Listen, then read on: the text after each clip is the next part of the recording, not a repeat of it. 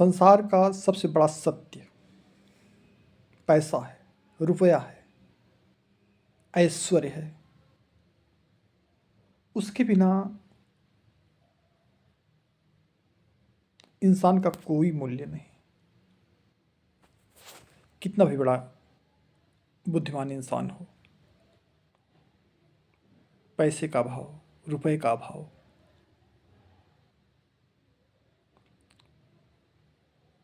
उसे एक पागल इंसान बना देता है।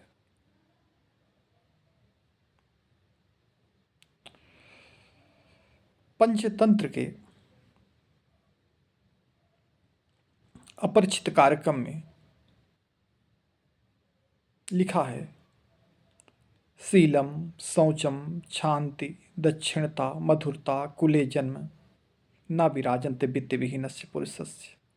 यानी शील यानी सदाचार, शांति माने क्षमा, उदारता, उत्तम कुल में जन्म, न विराजन्ते वित्त विहीनस्य पुरुष, धन से हीन पुरुष को शोभा नहीं देते हैं। यानी सभी गुण किसी मनुष्य में विराजमान है, लेकिन वह धन से कमजोर है, पैसे से कमजोर है। तो यह समाज उसको मान्यता नहीं देगा, और समाज अगर मान्यता दे भी रहा है तो वह खुद में घुट घुट घुट कर डिप्रेशन का शिकार बन जाएगा। क्योंकि बिना पैसा, बिना रुपया के वह न तो घर में सम्मान पाएगा, न समाज में पाएगा, और उसके अभाव में उसकी जो भी महत्वाकांक्षाएं होंगी वह भी चकनाचूर हो जाएंगी। मैंने बहुत पढ़े लिखों को देखा कि जो बहुत पढ़े लिखे हैं लेकिन आर्थिक रूप से बहुत तो संपन्न नहीं बन पाए हैं, तो धीरे धीरे खुद ही मानसिक रूप से स्वयं को कमजोर समझने लगे हैं और खुद ही खुद में अकेला अनुभव करने लगते हैं, और उनको अपनी प्रतिभा पर यकीन भी नहीं होता है। कहा गया है, सर्वे गुणा कांचन मास्यंत्री, धन के अधीन सभी गुण हो जाते हैं। अगर कोई मनुष्य बहुत बेवकूफ भी है, अनंत अवगुण है, लेकिन उसके पास ऐश्वर्य धन है, अर्थ का अभाव नहीं है,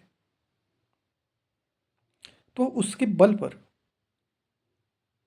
जो कुछ भी बोलेगा सबको लगेगा कि बहुत बड़ा विद्वान बोल रहा है, और उस पैसे के बल पर वह ऐश्वर्यवान बनकर जहां भी जाएगा वहां स्वतः उसे सम्मान मिलने लगेगा।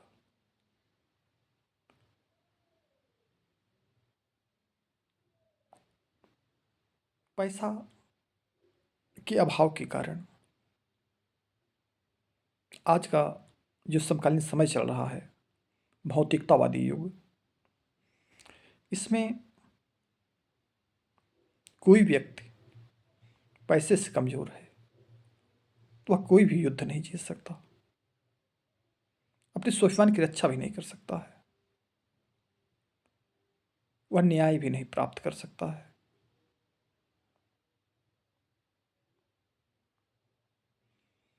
समकालीन समय में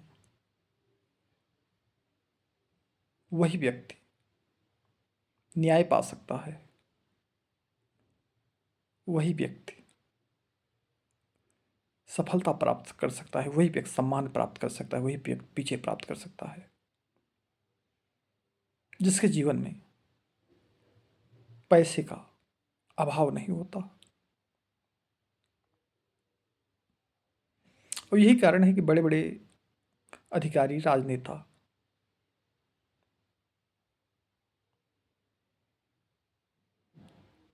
उनके पास भले वह विवेक न हो, वह बुद्धि न हो, पर उस पैसे की शक्ति ने उन्हें आत्मविश्वास से परिपूर्ण बना दिया है। पैसे की शक्ति के कारण और पद के कारण उनके लाखों फॉलोअर, लाखों अनुयायी उन पर जान देने के लिए तैयार हैं। और बहुत ऐसे भी हैं जिनमें विवेक भी है, विद्वता भी है, समझ भी है, संस्कार भी है, पर किन्हीं न किन्हीं कारण अर्थ की पराधीनता से ग्रसित होने के कारण उस समाज के बीच में रहते हुए भी खुद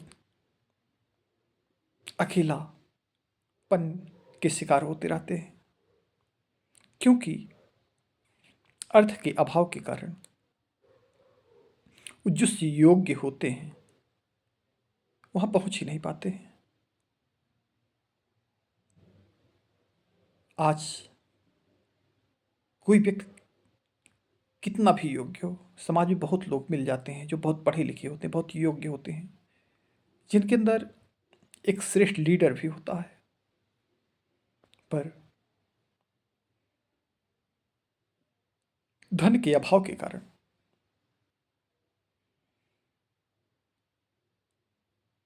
वो राजनीति में बड़ी सफलताएं अर्जित नहीं कर पाते हैं।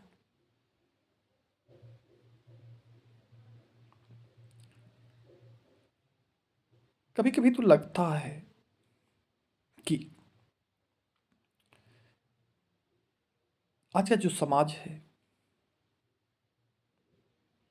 आज का जो तंत्र है, नौकरशाही है, लाल फीताशाही है।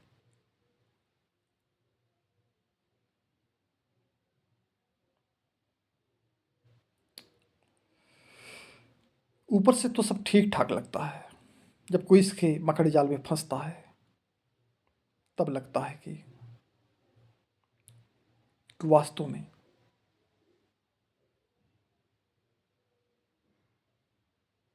जो किसी प्रकार का भी भ्रष्टाचार है उसे मिटा पाना किसी के लिए भी संभव नहीं, किसी के लिए भी संभव नहीं है। क्योंकि जो भी व्यक्ति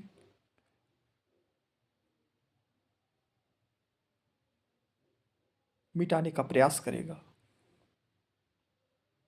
वह खुद मिटने लगेगा, क्योंकि आज का ऐसा ही परिवेश है। आज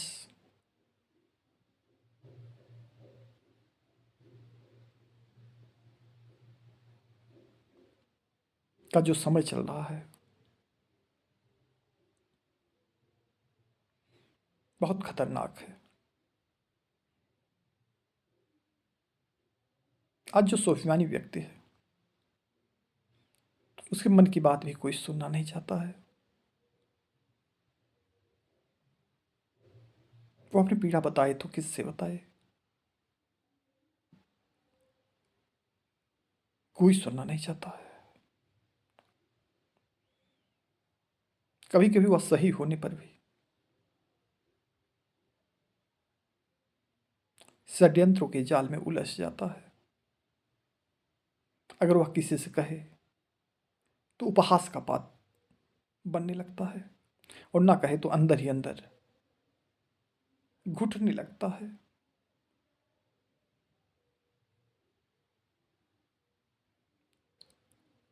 वास्तव में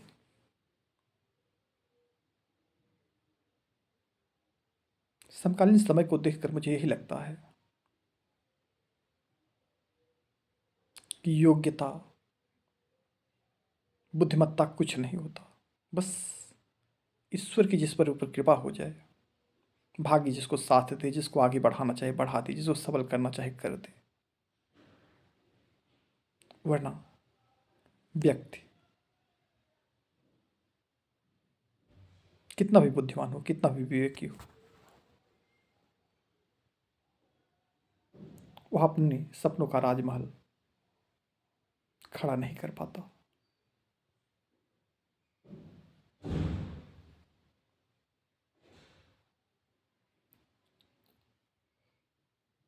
मैं खुद स्वयं को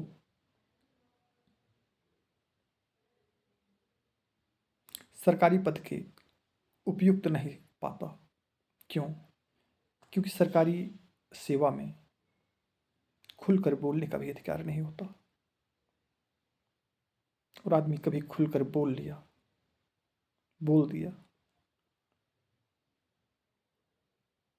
तो इसमें अगर वो सबल नहीं है तो असीम मानसिक यातनाओं को भोगने के लिए स्वयं को अभिशप्त पाता है।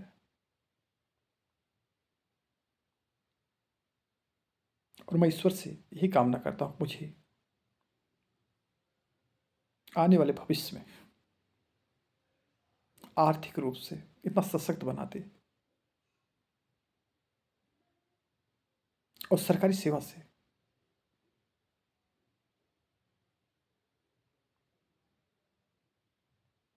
मैं स्वैच्छिक सेवा निवृत्त लेने योग्य बन सकूं।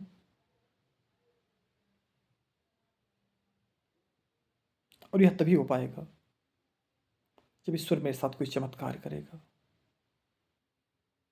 मैं वास्तव में एक महान समाज सुधारक बनना चाहता हूं, जो खुद को सुधार कर यह दुनिया में राष्ट्र निर्माण की अलख जगाने के लिए तत्पर होना चाहता है। लेकिन मैं खुद को भी कभी कभी बहुत दीनहीन पाता हूं। मैं सोचता हूं ईश्वर ने मेरे रगों रगों में राष्ट्रभक्ति,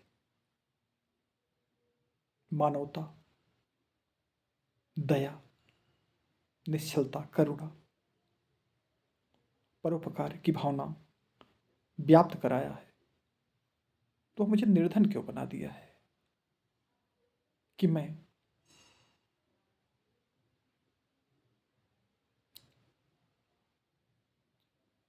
समाज के लिए कुछ कर भी ना पाऊं।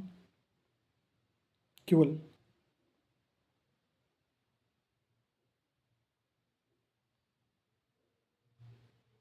एक मकड़ जाल में उलझ कर रह जाऊं।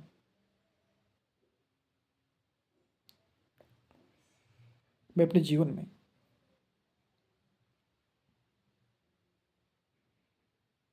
सरकारी सेवा में रहकर 2024 में जो प्रेरणा पाया वह मेरे लिए महान है। वास्तव में 2024 ने मुझे बहुत कुछ दिया, और जो दिया है उसे मैं बता नहीं सकता। लेकिन इतना अंतर्मन से मैं समझ गया कि आज के युग में, आज के परिवेश में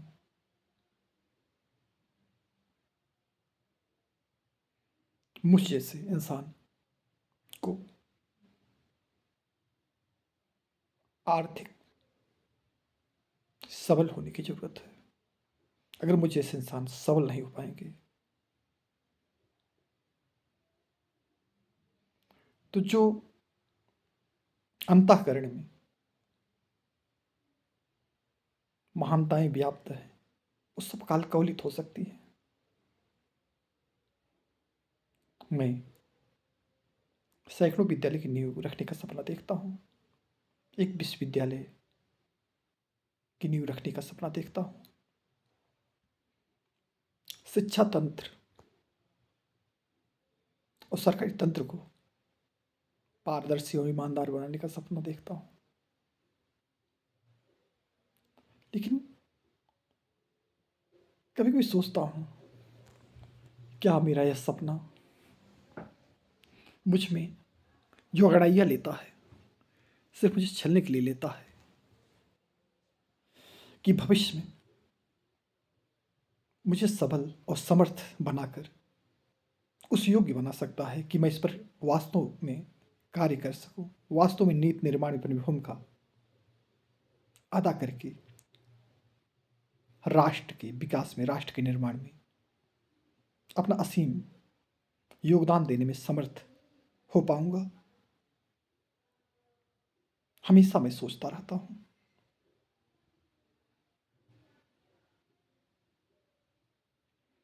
2024 में मुझे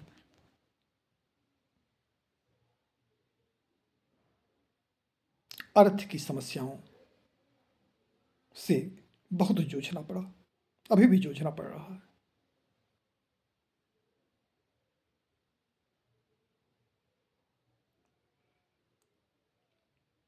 अब मैं सोचता हूं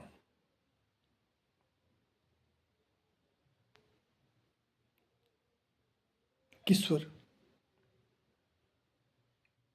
मुझ में वह सामर्थ्य पैदा करे, वह विवेक पैदा करे कि मैं कम से कम एक महीने में करोड़ों रुपए कमा सकूं, ताकि अपनी इच्छा से लोगों में उत्साह का संचार कर सकूं, लोगों की जिंदगी में सकारात्मक परिवर्तन के लिए कार्य कर सकूं और खुद की प्रतिभा को एक दिशा दे सकूं। क्योंकि मेरे जैसे इंसान के पास अगर अर्थ का अभाव होगा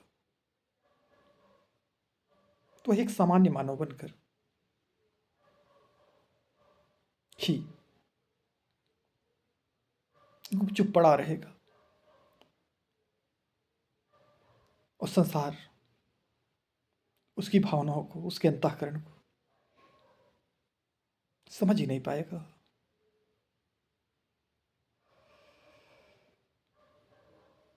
कभी कभी सोचता हूं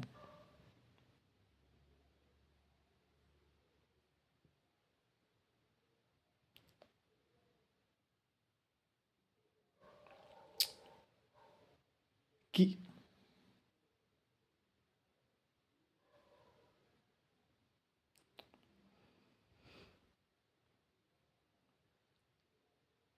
ईश्वर कुछ मुझ में ऐसे सामर्थ्य जगा दे कि पैसे का अभाव मेरे जीवन में न रहे और मैं समाज के उन्नयन के लिए पूरी तरह कार्य कर सकूं। और हाँ, इस धरा से गरीबी मिटाने के लिए, बेरोजगारी मिटाने के लिए मैं पूरी तरह तत्पर हो सकूं, सबके जीवन में खुशियां भर सकूं। जय हिंद, जय भारत। मैं प्रवीण तिवारी, रवि अमालेस संस्थापक। 2025 सभी के जीवन में असीम खुशियां लाए।